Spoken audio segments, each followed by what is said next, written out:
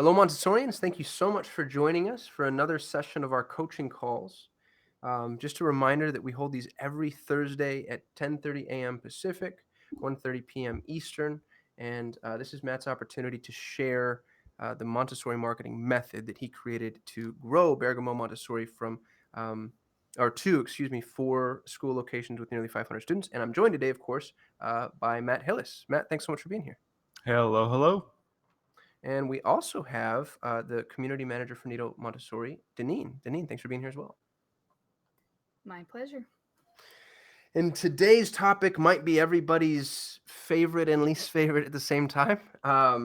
It gets a lot of airtime in the Montessori world, in the marketing world, and I think that there's good reason for that. So we're going to jump into how to increase admissions, specifically by using Facebook ads. Um, Facebook is a near ubiquitous tool online. I think 50% of the U.S. adult population has a Facebook profile, and that means that it's something that we can't afford to ignore. But I also want to make sure that we kind of help manage expectations as far as what Facebook can and cannot do, because my experience, at least, has been that it's sort of being touted as a magic bullet, where that tends not to be the case. So. Some of the things that I'd like Matt, maybe you to speak to is to start. We've been very successful on Facebook, and on this coaching call, we're actually going to show our members how to run some of the more successful Facebook ads. But before we dive in there, can you talk to me a little bit about lead quality and the type of people you see coming in from Facebook?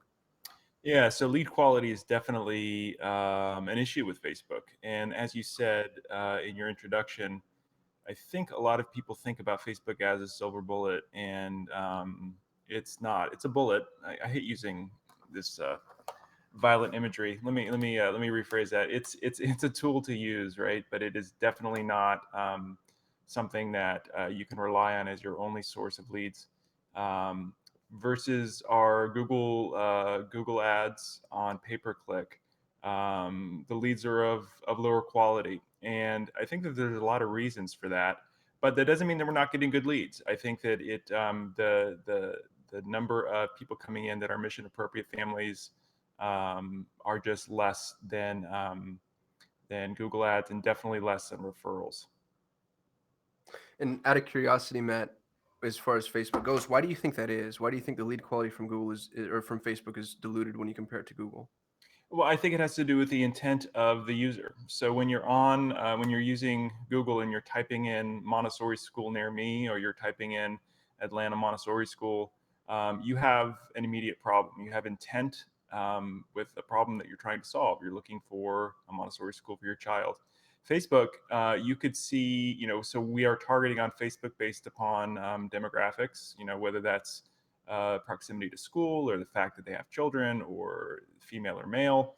So there's all sorts of people that are going to see these ads, and they're not necessarily looking right now. It's of interest of them when it comes up and they click on our ad, and yeah, maybe I'm interested in a Montessori school, but it's not the same as somebody going into Google and typing Montessori school, or Montessori toddler program, or whatever search terms that you're going to use. It's very akin to this. So Google is really the yellow pages of 2018, and that's why people used to pay so much money for yellow page ads, is because there was an immediacy to it, right? It was a very direct problem and a very direct solution. And Facebook is much more well, it's casual, right? It's like, yeah, I'm definitely interested in this, but I may not be interested now, or maybe I'm just interested in learning a little bit more, but I'm kind of lukewarm about it. So it's different in terms of their intent.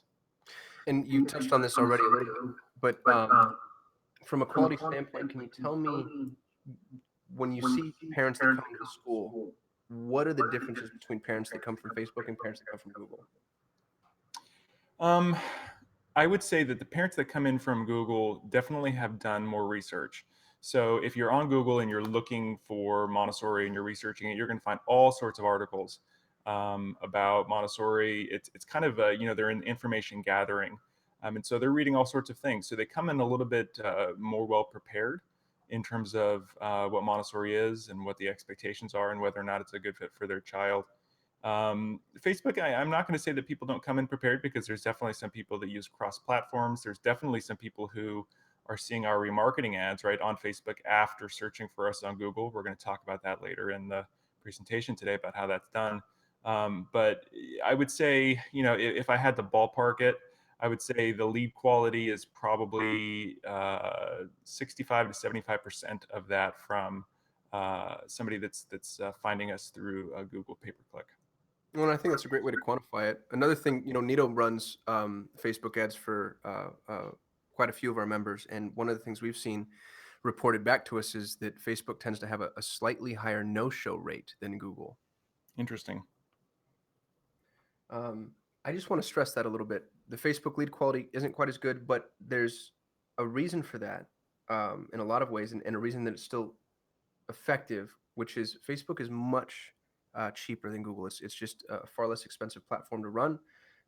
It's easier to use. It requires less in the way of professional resources, and so I think that's why Facebook tends to be everybody's starting point. Where Google's dashboard is very robust and can be a little difficult, Facebook can be tinkered with some success. There's also one of the disadvantages to using Facebook is the possibility of what we call burning your list. And here's what that means. There are only so many people, within 5 to 10 miles of your school, or 20 or 30, depending on where you set the radius and what your commute paths look like. And Facebook doesn't want to inundate them with too many of the same types of ads. And what you'll find is you can be running a very effective Facebook campaign for some time, and then, all of a sudden, Facebook stops showing your ad because you've reached critical mass. You've reached that threshold. Matt, how often does that happen with us at Bergamo, and by your estimation? So I haven't noticed that explicitly. I'm also not, I'm not the digital ninja that you are, or the rest of the team in Nito is, in terms of really kind of understanding that. So I haven't necessarily seen any drop off. But keep in mind, I also have 3 different regions that I'm marketing to within the Sacramento area. So I've got a really, really wide berth in terms of where our ads are showing. Mm-hmm. If somebody was in a smaller area, maybe a metro area of 200,000 or less, that could definitely be an issue, because you are going to run out of people. And Facebook is obviously, their algorithm is built on having a good user experience for their visitors. And we've all been annoyed on different advertising platforms. I think about television, when you see the same ad all the time, like during political seasons. Like, this is going to come up in a couple months for the midterm elections. We're going to be inundated with ads, and that turns me off completely. And I know that Facebook is sensitive to that, so they're not going to want to show repetitive ads forever and ever and ever to the same people. Absolutely. Well said. The other thing I'd like to bring up about Facebook, just as a preface, is it's a double-edged sword, which, there goes another analogy that maybe I shouldn't be using. What I mean by that, though, is when you're placing your ads in the public domain, anybody can do anything that they want with them. And that includes making, snarky or nasty comments, asking questions that might be hard to field, making recommendations that don't align with what you want to be shown. So your ad could be shown up on somebody's news feed, and they can jump into the comments and say, "Oh, you know what? I actually went to Goddard School, and I thought that was a lot better." So it's not a reason not to use Facebook, but it's something to be cognizant of. And I'm actually kind of curious, Matt, as to whether or not you've had to deal with any of that and how you handle it. I have. I think our longest ad that's been on Facebook. I've had one person. This was about a year ago, who commented. She didn't go to our school, but the ad came up. She saw it, and she wrote a 3-paragraph thing about how Montessori was terrible, and how it didn't work for a child, et cetera, et cetera, et cetera. So that was alarming. I didn't necessarily think that through. And you're absolutely right when you say that there's positives and negatives to Facebook ads. And one of those things is that it's a social network, and Facebook encourages people to post comments on things. So you have to be aware of that. And really, what you need to do is just monitor your comments on your ads, and you can do that through the Business Manager platform at Facebook. It's pretty easy. I've set up for automatic notifications of any comments that come through on our ads, and then you can actually go through and hide that comment. So that's what I did. I went through, and you can hide that comment so that it's only visible to that person and their friends. It's not visible publicly. So I did that, but it was obviously concerning when it occurred. Absolutely. And I think hiding comments is that's an intelligent approach. I recommend to our members try not to engage in any online debates because it's just it can be a never ending cycle. Um, One of the last points I'd like to make about Facebook before we dive into some of the strategy is it's not going to work on the outset, and I almost guarantee that. I've been a digital marketer for 12 years, and very rarely, even knowing everything that we know, do we deploy a campaign and then find that it is immediately successful. Instead, you tend to begin marketing and find that, oh, wow, people are visiting my page, but now they're not signing up for the tour. And your job there is to find out why. You want to find out up to what point you have been successful and then where the drop off is and fix the drop off. Far too often, we deploy an ad campaign and then it's not successful. So then we change the ads. And that's everybody's first go to. Well, if you dive into what's really not working, you might find that your ads are perfectly fine. It's the page that they're going to that's not converting. So paying attention to what's not working, expecting to fail but fail forward, to steal from one of my favorite books, and don't letting it, just don't let it discourage you because it's not going to work immediately. And Matt, I think you are a great testament to that because I mean, you had quite a few trials, I think, to become as successful as have been. Oh yeah, it takes a while. I mean, listen, this is not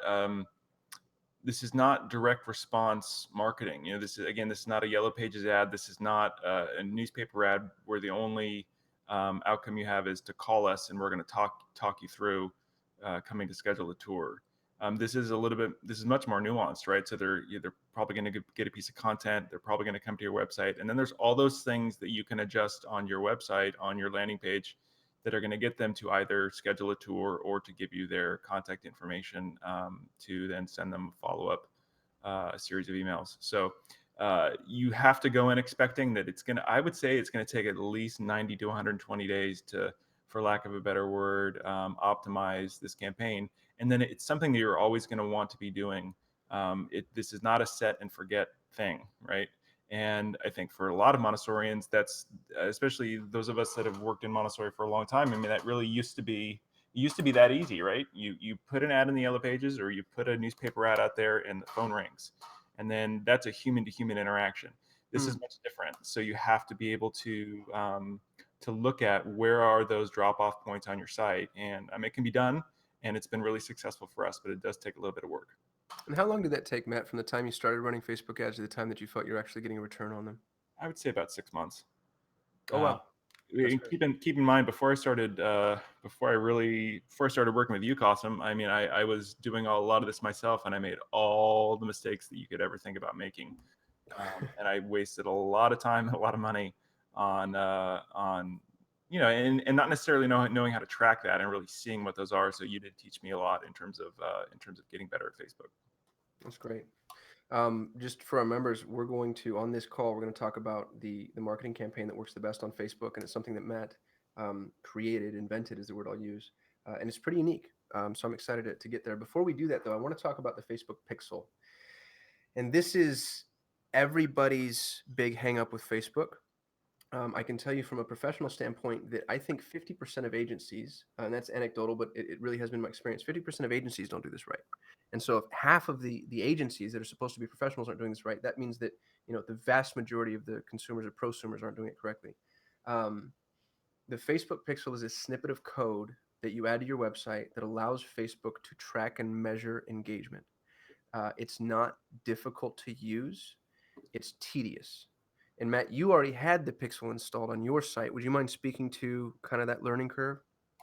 Yeah, I didn't have it installed correctly many times. And listen, I'm not a coder. I don't I'm not very proficient in WordPress. I mean, I can tool around in it, but I'm not by any means a professional.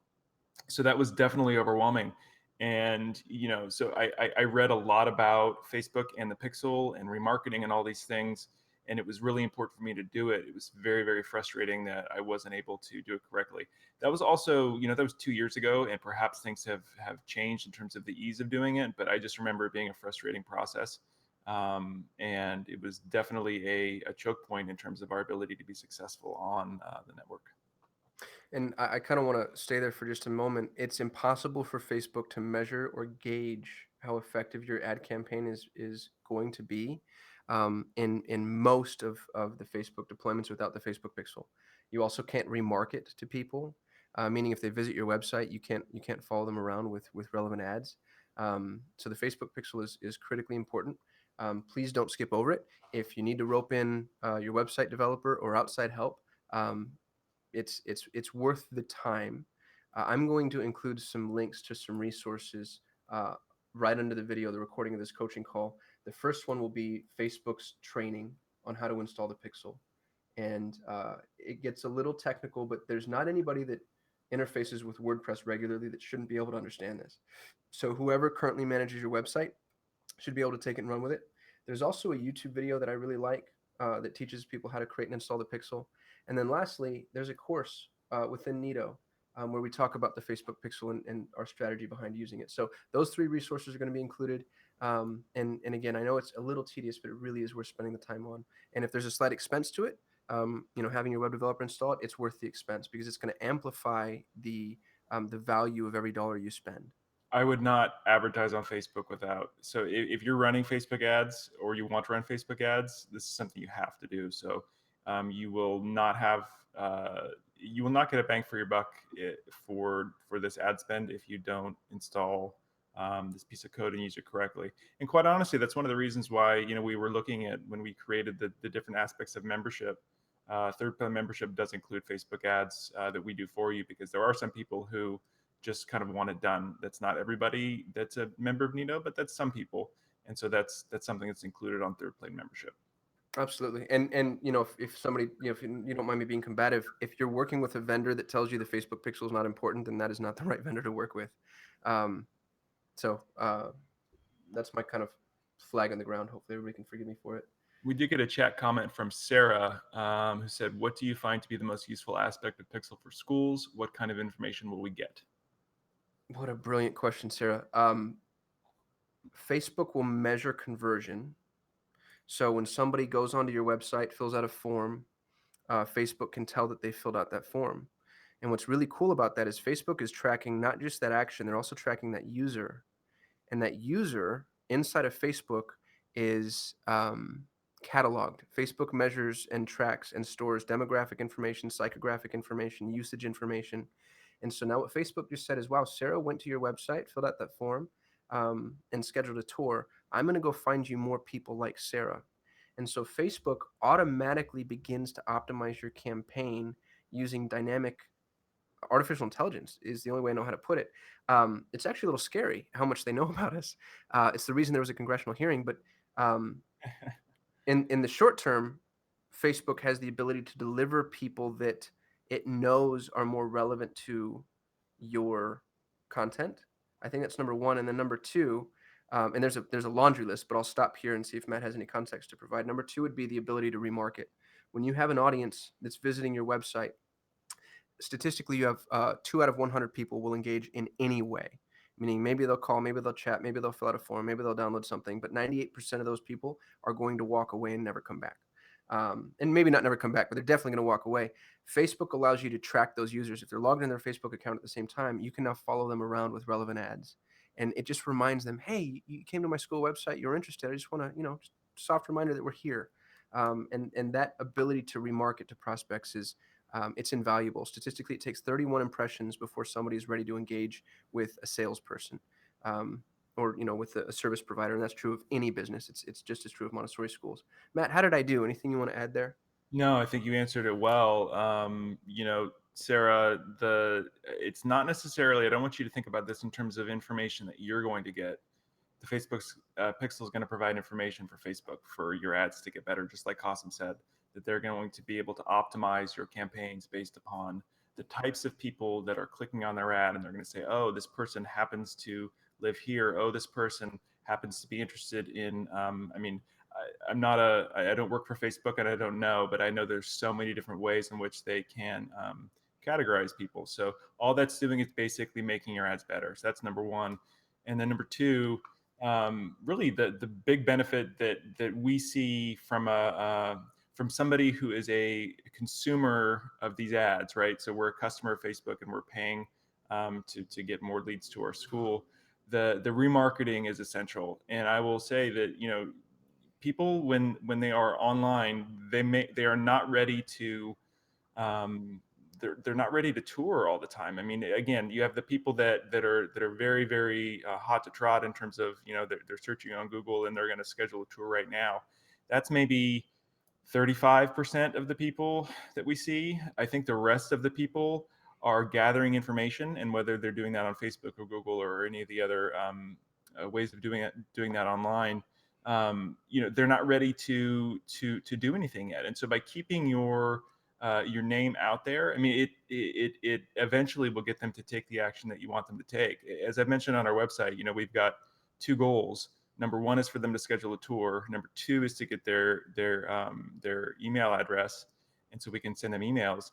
But this provides a third option, right? Remarketing is a third way of continuing for us to be part of um, their life. So they see us and they're reminded about the fact that we exist, that we're here, and so that when they're ready to take action, they can do it easily and they don't have to start all over again. Very well said. Thank you for that, Matt.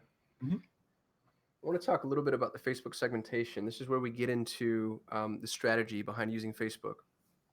You can run Facebook ads to any audience. And this is really the power in Facebook. Facebook segments people according to who they are, so their demographic information, and also according to the way that they've interacted with Facebook. And we call this interest-based segmentation. So if I watch basketball videos on Facebook, then Facebook knows that I like basketball. Even more than that, it knows the teams that I like, and it knows the days and times I'm willing to watch those videos.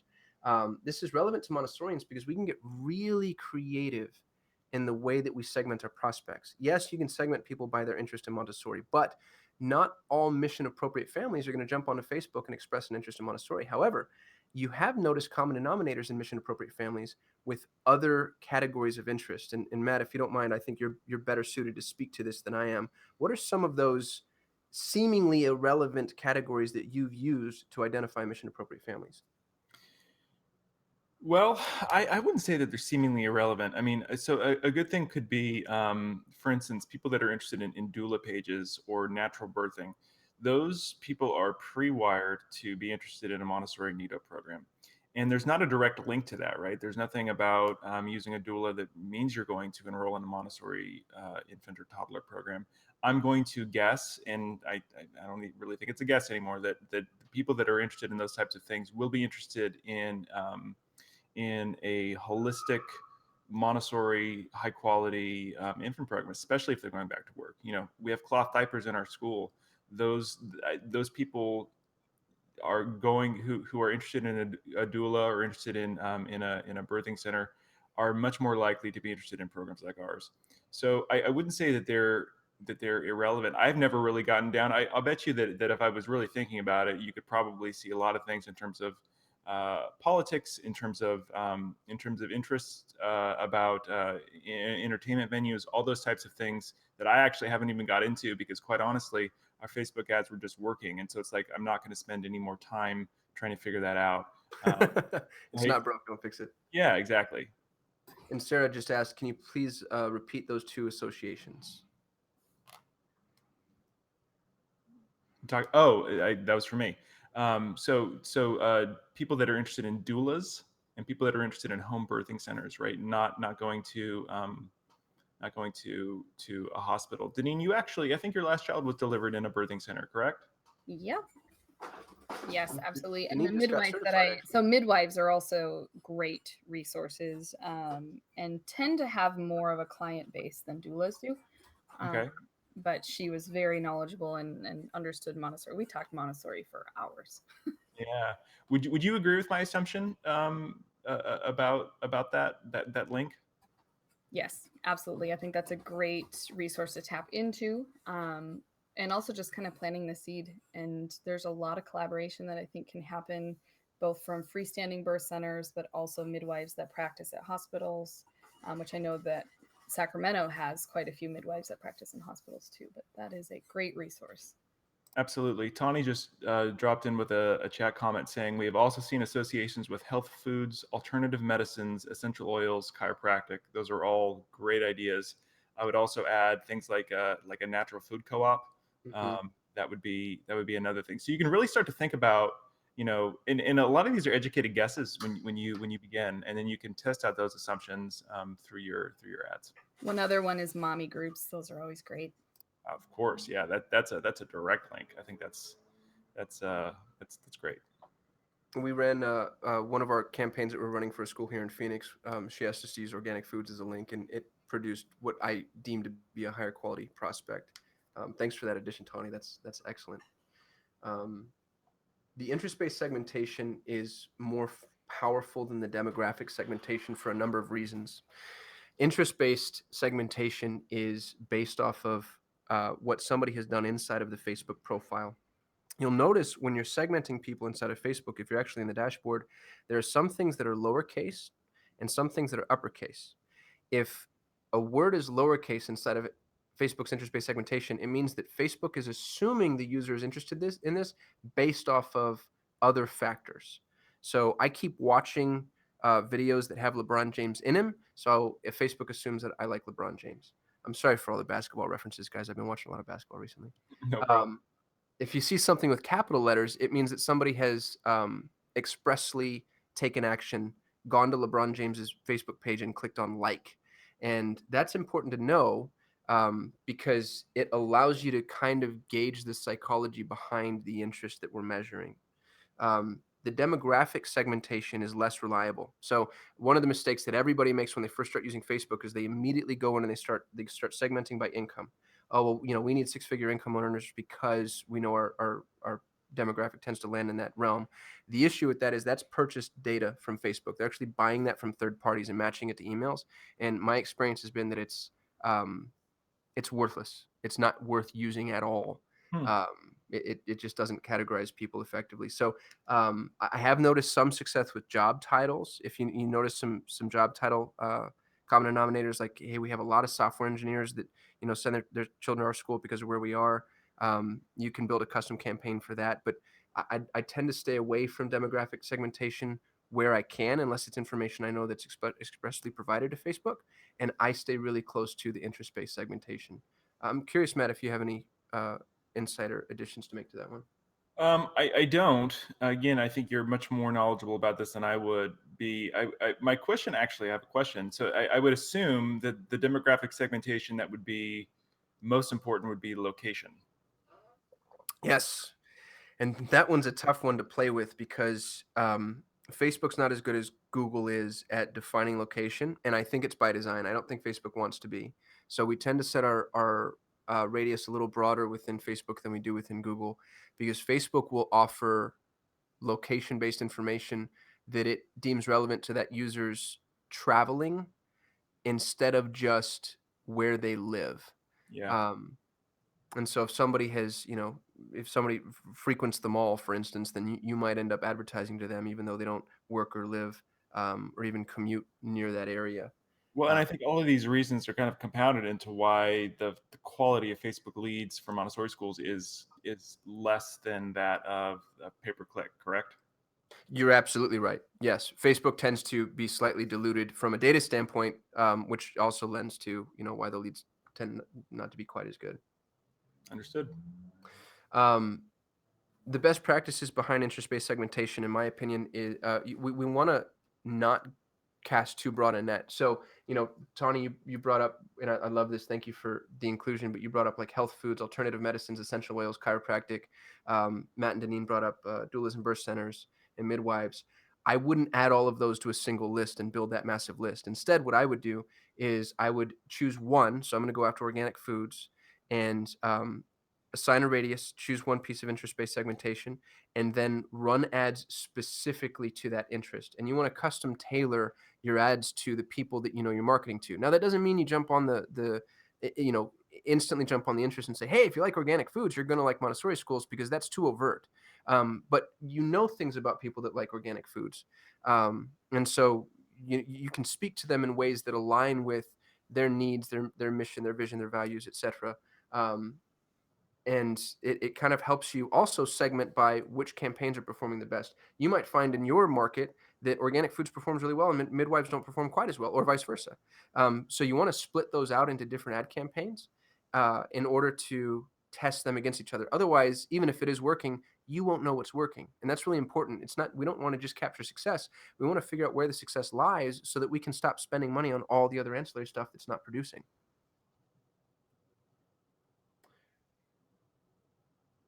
And I wanted to mention the last thing before I move on is the length of time before we move on from a test. I think often with paid ads, we tend to stop what I'd call 3 feet from gold.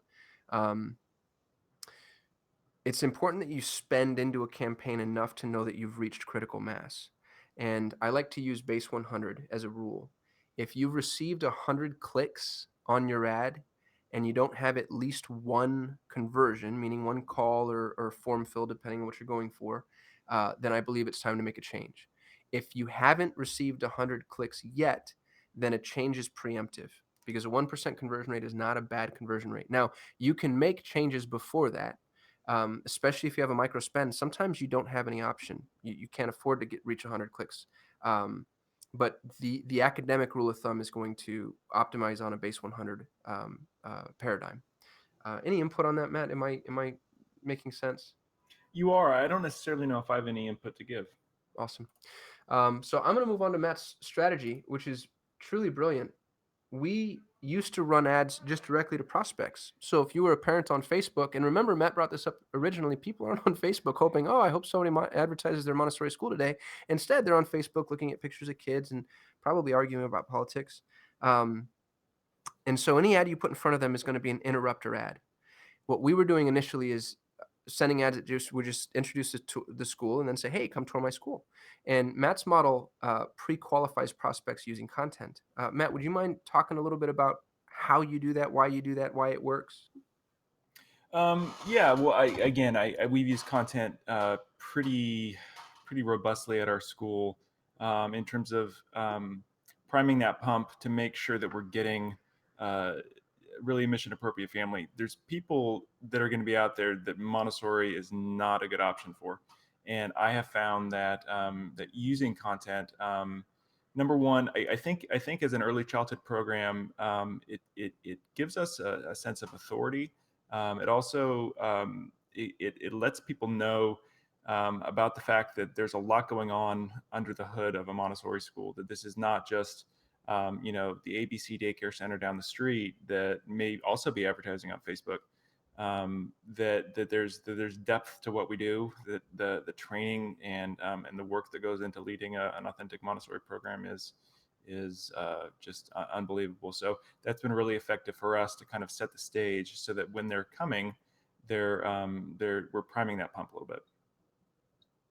And the way we do that, the way we use content on Facebook to pre-qualify prospects, it's a little counterintuitive. Instead of advertising your school, you advertise a piece of content. And you want to make sure that the content intrinsically qualifies the prospect as somebody that you would want to engage with, which, in an interesting way means that you don't want the content to be too interesting. So instead of clickbait, the 7 things you must know about preschool, we use something a little closer to home. So 6 ways to know if Montessori is right for your children is one of the articles that we use. And I think we have 5. Since Deneen, you just picked a few more for us. What were they? The ones that you liked? Ooh, I'd have to look those up. There was something about what can Louis Vuitton teach us about Montessori. I thought was really interesting and compelling. Yeah, so I actually wrote that one, and that was about. It's a great headline, It's but awesome.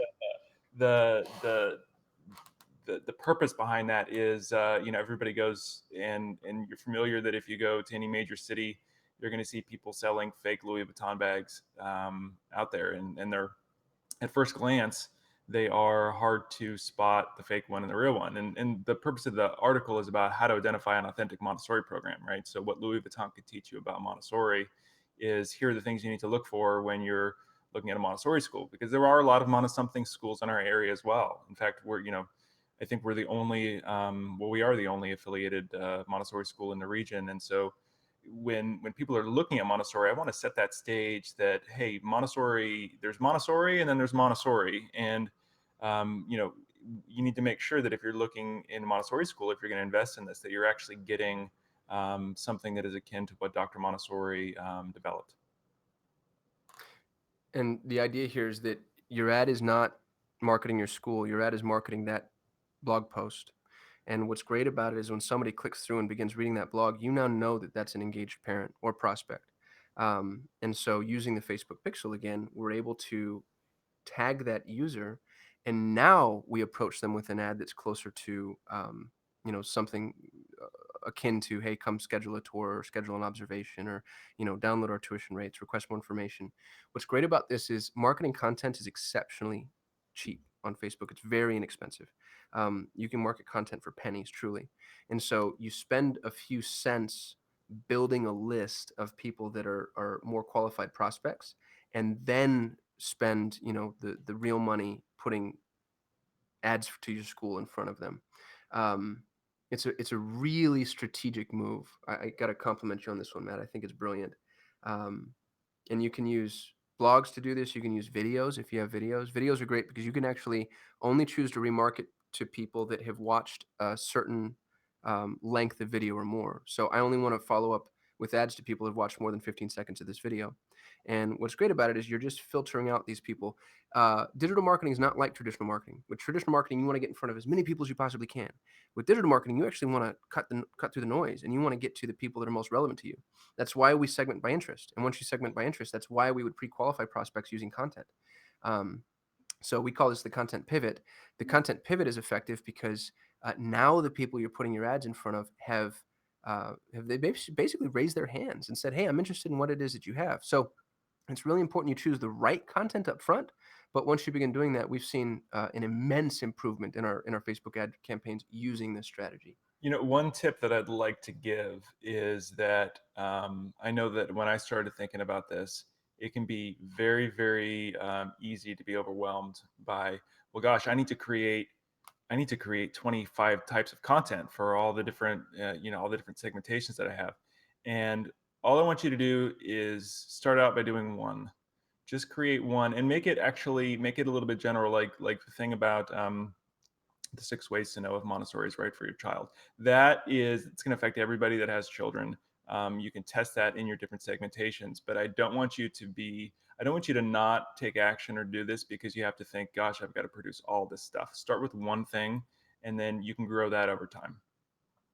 I think that's a great piece of advice. And if you're a Neato member, there's content available to you in the resources area already. So you can scroll through those. I think there's 30 articles that Matt wrote, and they're all awesome. So take a look at them. You don't have to use them as is. You can customize them and modify them to fit your school. But that's there for you as well. Yeah, I found that one of the best uses for that, because everybody wants to have kind of their unique stamp on what they're putting out, and they should. That is the content on there is a great starting point, and it is so much easier to edit than it is to write. And so instead of looking at a blank page, you can actually bring up something that's pre-written, and then you can customize it. You can take something out, you can add something, you can delete whole sections if you want. But it's so much easier to start from something that's half built instead of trying to start from the ground up. Absolutely. And here's the resources section, incidentally. And you can see as I scroll down, anything that's labeled as a white paper is a piece of content that you can repurpose. This is one of the ones that we chose: Montessori, Waldorf, play-based. Don't decide until you read this. This is a great example. If somebody doesn't click on this, it's because they don't know what any of that is, which means, hey, that they might not be relevant for us. But if they do click on it, that's somebody you want to put your ad in front of as a follow-up. So I think this is a really good example of effective pre-qualifying content. Moving on, Facebook lead ads. There are multiple ways to advertise on Facebook.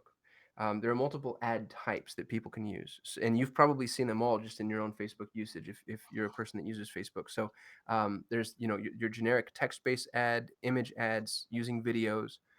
There's the carousel images.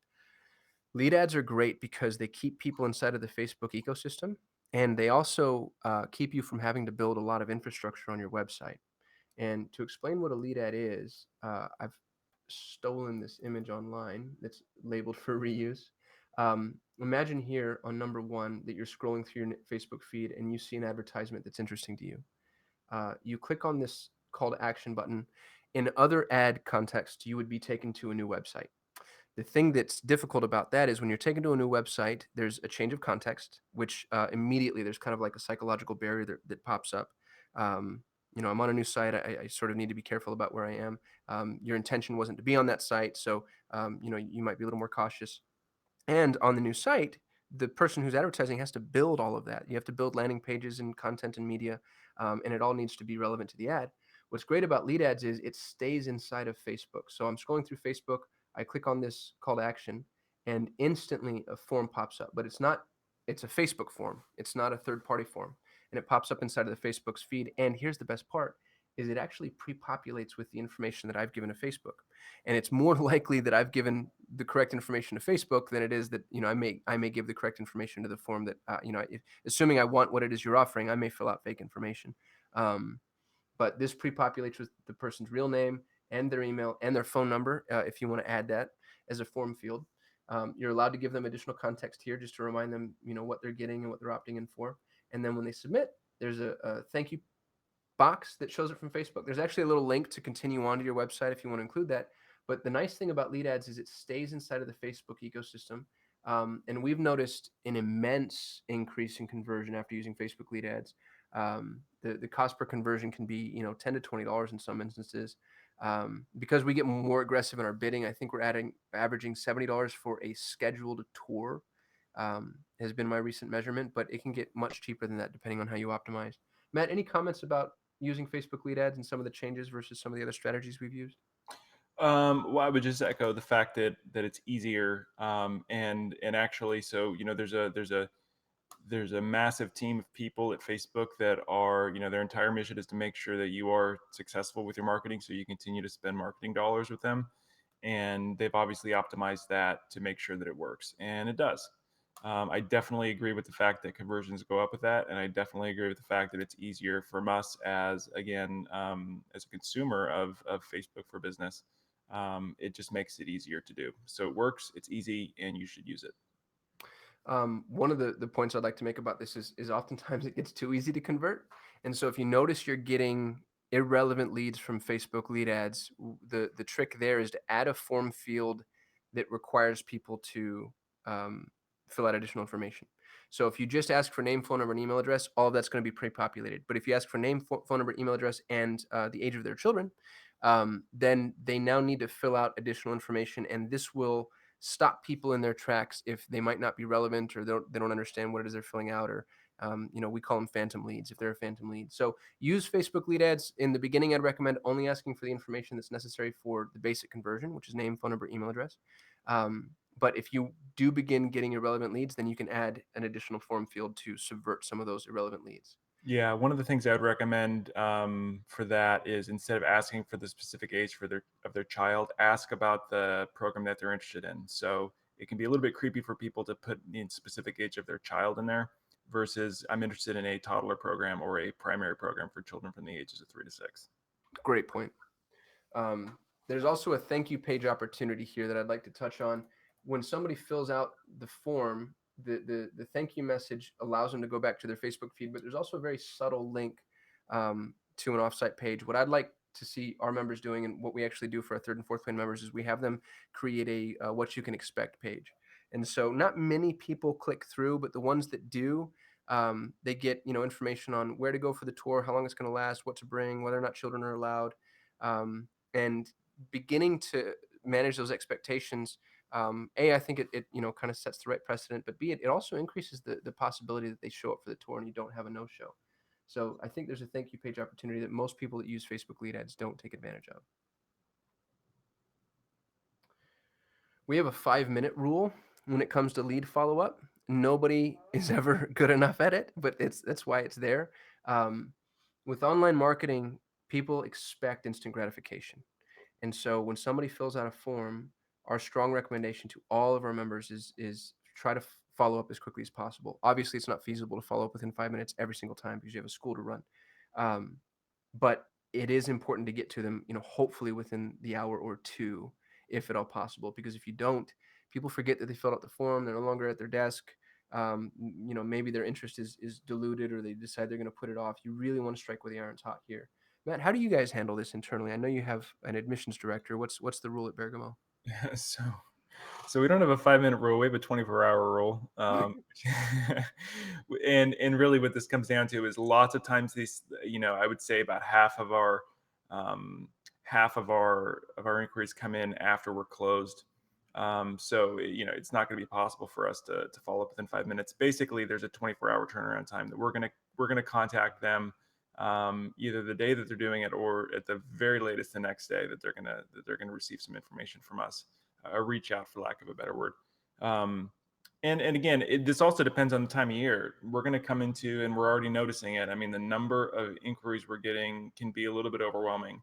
And unlike when we're using AdWords and Calendly, people are actually scheduling a time to talk on the phone. This is one of those things where Sylvia, our admissions director, has to actually call, and 9 times out of 10, she's going to get a voicemail. So this is definitely not perfected for us. In an ideal world, I'd have somebody sitting in front of a computer 24 hours a day, responding immediately. We're not there yet, and I don't think we will get there. But what we are doing is working. Um, Talk to me a little bit about lead nurture, Matt. You've taught me as much about nurturing leads, I think, as anybody else. This is something you're really good at. What happens? Somebody fills out a form, it drops into your database. What are you using for that? How do you follow up? What's manual? What's automated? Sure. So obviously Sylvia's going to reach out if they've requested to schedule a tour, or they've submitted a specific question. Other than that, they're going to be added to a variety of one of a couple different lead nurture campaigns that we have, and all this is going to be an autoresponder series of emails, which is introducing them to Montessori. So if they are interested in infant or toddler programs, we're going to be talking a lot about people going back to work. We're going to be talking a lot about comparisons to conventional childcare. And for me, even when I say the word childcare, daycare, it hits my ears wrong, because that's not what we're doing. But you have to keep in mind that that's what people are thinking, at least when they're starting to be interested in this. So we do use that term. I don't use that term with the guides at our school. I use that term with the parents when they're in that initial process. So there's a series of emails that go out for infant and toddler inquiries that talks about all the different things that you need to know about what a Montessori needle looks like, for instance, the level of training that guides have. Safety, I mean, that's a big deal. Regardless of whether you're choosing a Montessori school or not, you want your child to be safe, and you want to know that a school has an emergency plan, and you want to know that a school makes sure that all their employees are background checked. All that stuff that may seem a little bit obvious to us, for people that work in this field, you have to be very, very explicit with parents. And so what a great way to do that through content. And this is not, again, I use this comparison a lot. We're not sending an AMTA article out in an email. We are sending, a 5 to 7 paragraph email with lots of pictures that drives home one point. And then we do, 15 to 20 emails about that. And over time, it really just starts to prime the pump. And my guess is, I have no way of actually knowing. My guess is that people will get these 4 to 5 emails from us, and then they'll start to realize that, wow, these people really have something to say. And they'll go back and they'll read all these things in a row, and they'll start to think, well, boy, this place has really understands what my needs are, and is going to be a great place for children. And in every single one of those emails, there's going to be a subtle call to action at the end for them to schedule a tour, so they can then click that button and then schedule a time to come and visit. Thank you for that, Matt. And we have a nurture series, a 7 email nurture series in the members area that's available to our members as well. So if you don't have a nurture, you do now. And it's relatively easy to build inside of MailChimp, which is free. And I strongly recommend adding that. Remarketing from your website. So this is one of my favorite topics of all time, because it's what I would consider to be free advertising. And the reason I think it's free is because what's great about remarketing is you don't pay until they click, which means that we can be in front of people forever, and it never costs us a dime until they click the one time, and then you pay, a couple of bucks or whatever it ends up being. So it's very effective. We don't want to get too bullish with it. We don't want to overwhelm people, but we can be readily apparent. Um, some remarketing tactics and tips for you, and Matt, please chime in because I know you have a lot of them, but I Sure. think it's important to have remarketing ads that are specific to the page that they've been on. So if they were on the infant page, don't send them a generic, hey, here's Bergamo School. Send them something specific to infants. My question for you is, what would that ad look like for remarketing? Because remarketing tends to be a little more passive than normal proactive marketing. Yeah, so normally what our remarketing is getting them to do is to schedule a tour. So that's normally what our goal is for that. But I think you have a pretty appropriate point, right? If somebody's expressed interest in, and you know that they have an infant or toddler, I'm going to show a picture from an infant or toddler program in our remarketing ad, because again, we're making it as relevant to them as possible. Same thing with primary, although that can be a little bit gray area because you have children all the way from as young as 2.5 to 6, sometimes 7 in a primary classroom. So really making sure that what I do like to use as well is pictures of guides and children together. I'm not going to use like a picture of our school. I want to show what our program looks like, and so that's usually a picture of a guide with one child or a small group of children, because that's the emotional connection that I'm trying to make. That we have high quality adults that are going to be, um, guiding children through Montessori curriculum. So I agree with you that making it specific to what they were interested in is essential. Another thing that I like to do is run remarketing ads that are behavior specific. So, for example, if somebody's gone to your tuition page or the schedule a tour page, um, you can run ads that speak to that behavior, and kind of prompt them to continue that process. Like, maybe not quite as overt as, hey, I noticed you're about to schedule a tour, but your ad can say, don't forget to finish your booking. And you've probably seen this in your own browsing, but it can be very effective just to remind people, hey, this is something you're interested in. We think you should keep going with it. Absolutely, it's not as overt as when you're going to Zappos and you put a pair of shoes in your cart and then don't finish, and then you get that email or even that remarketing ad saying, "Hey, forget something. You want to finish and buy this." It's not like that. But if somebody did go to your tuition page but did not opt in, what a great opportunity to put a piece of content in front of them about why is Montessori more expensive than other options, right? That's something that I would want to know if I'd gone to the tuition page. It's obviously on my mind. And quite honestly, even if I did opt in for the tuition, but maybe didn't schedule a tour, another great piece of information. Now that I'm thinking about that, that's actually part of our automated follow-up email, so they're already getting that. But again, I would probably say I would put that as remarketing anyway, because it doesn't necessarily mean they're going to read the email. And this is another way of putting this idea in front of them that yes, it's going to be an investment, but here's why. There are very specific reasons why Montessori is more expensive than other options normally, from the level of the training of the guides to the fact that they're career oriented to the expense that we have with materials to the attention we put in the environment. All that goes into it, and I think that people are willing to pay for a high quality experience if they know why. Absolutely, especially people that are mission appropriate. Um, One of the things that I like to do with remarketing is validate people's purchase decisions. So marketing doesn't stop after somebody has, once they opt in for the tour, it doesn't mean that they need to stop seeing our brand, or our message. As a matter of fact, it might mean the opposite. So you can run remarketing ads that, present your testimonials or your case studies. It's just a really good way to stay in front of people. Matt, talk to me a little bit about cross network marketing. We do this for Bergamo. How does it work? So what's awesome about remarketing from Google and Facebook is that you can, if you put the pixel on them for Facebook, you can show up on the Google network when they have those display ads and those linked ads. You go to, I always use the example of the New York Times. Actually, I don't know if they do Google ads anymore. Anyway, there's all sorts of content that is out on the internet that will have, for lack of a better word, a small billboard where Google is basically buying and selling space to have an ad, and your ad can be up there. That's what remarketing is. But what's great about the cross network marketing is that it works from Google to Facebook and back and forth. And so you can be everywhere. You can be ubiquitous. If they're on Facebook, they're going to see your ad, and if they're on USA Today, they're going to see your ad. Again, there's a lot of information that goes into setting that up correctly, but it is very, very effective.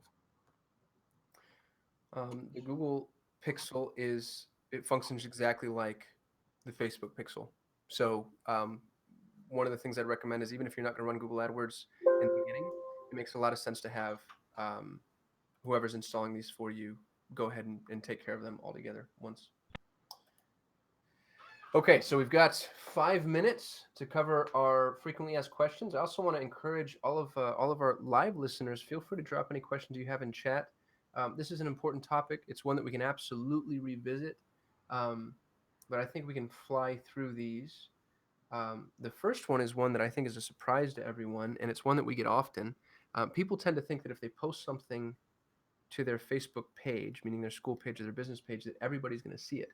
And what Matt and I have learned is that is not true at all. Matt, do you want to speak a little bit to that?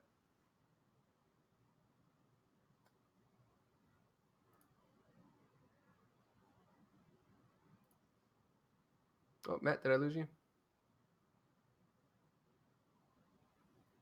One of the data points that I think is important here is when you post organically to your Facebook page, your permeation tends to be 2 to 5%, which means only 2 to 5% of your entire user base is seeing your content. So even if you have, you could have 100 people or 1,000 people that have liked your school page, but only 2 to 5% are going to see them. So you can often use your school page as its own segment and market to people that have liked your school. That's been effective for us. And one of the things I've thought about actually in the future, it's something we haven't implemented yet, but would be to create a user segment of enrolled parents to be able to have Facebook ads that come up for school events. So if we have a parent education coming up, I would love, again, another subtle reminder, another way to get them to come to the Journey and Discovery or to come to a parent education is to be able to have that ad that comes up in front of them. We have their email addresses, obviously, because they've enrolled in the school. Something haven't implemented yet, but it's an idea. Yeah, I think that's a great one. Another question is, how much should I spend? The classic question. I actually have a direct answer to this. I think you need to spend an absolute minimum of $200 a month. $200 is what I would call a micro spend. Only running lead ads and remarketing. You're not going to run for a very long time. You're not going to get a ton of leads, but at $200, you do start to see some engagement. Anything under $200 is a waste of time. And I'd also, the way you want to think about that is, let's say you budgeted $2,500 a year for Facebook. It's roughly $200 a month. If you had one enrollment that came in because of this, which you will, it's already paid for itself, right? Because your average tuition is going to be anywhere between $7,500 and $15,000 a year. So that's an immediate return on investment. And it, quite honestly, if you do this once for a year, you're going to see, oh, I actually got 6 enrollments out of that. I got 7 enrollments. And you're going to want to spend more money. But I agree with Costin that it has to be a minimum of $200 a month. Absolutely. And again, that 200 is kind of the absolute minimum. That's what we'd call micro spend. For our members and anybody on the third and fourth plane, we ask if they spend $500 a month on Facebook. And if you want to run Google AdWords, it's actually $1,000 a month. We do have one member running at $200 a month on Facebook, but they understand very clearly that it's just kind of a maintenance campaign is what I'd call it. Instagram, Matt, do you want to talk a little bit about Instagram?